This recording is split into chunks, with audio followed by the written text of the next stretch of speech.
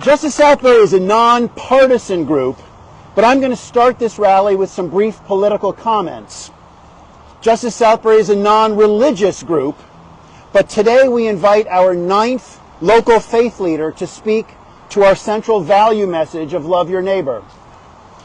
Because Justice Southbury's vision is a more fair and kind community for all, everything we do works towards that vision. So when we discuss politics or governance or religion, we're doing so within the frame of that vision and the questions that it raises. What does fair mean? How can we be more kind without being weak? Who is included in a community for all? And what does it mean to love your neighbor? These questions underlie all that we stand for and speak about, and all that has brought us to this corner for 258 consecutive Sunday afternoons.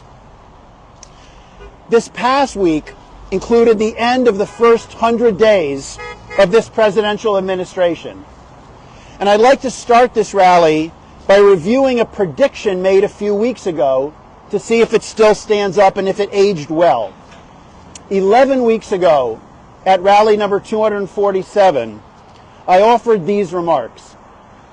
A few words about our country 4 weeks into a new presidential administration. An administration so far characterized by cruelty, chaos, and corruption. I said, we'll speak a lot about this in the future rallies, but so what? What does that have to do with Justice Southbury? I said our vision is a more fair and kind community for all, and so far this administration has neither been fair nor kind, nor has it offered a community for all. So what to do, I asked. What is our path forward? What is the way out of the chaos and the cruelty and the corruption? I suggested that the Constitution could lead the way and show us the strength of opposition to that type of a vision of government. But the Constitution requires enforcement. It requires vigilance. I asked 4 weeks in whether we thought that Congress was going to act as a check on cruelty and chaos and corruption. And I didn't think so, and neither did you. We wondered whether the courts would, and so far, they've done pretty well. So far, there's a lot going on. Not everything that we've wanted, and certainly there'll be questions about enforceability.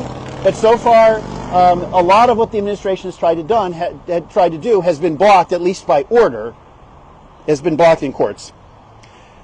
The press, we have continued to see over the last 11 weeks more and more media outlets and press outlets that have been silenced or considered being silenced or being compromised by the difference between a corporate directive for profits and not to tick off a federal government versus those of the writers and the people who actually want to tell us what's going on.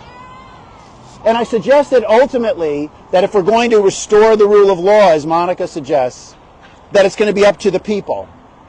That the people need to speak truth to power, to show up, to speak up, to lean in, to not give up, and to get up.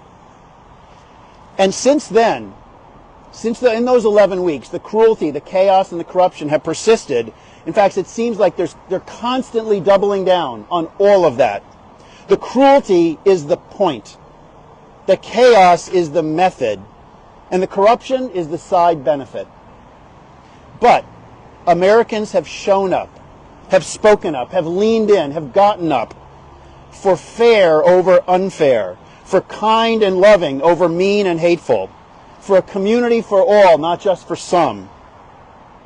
So it's imperative that we continue week after week and broaden our conversation to do all we can to increase whatever exists of this persuasive footprint that we have so that we can continue to be a beacon for shining a light on all that is fair and kind and that generates a community for all. So thank you for continuing to support that vision.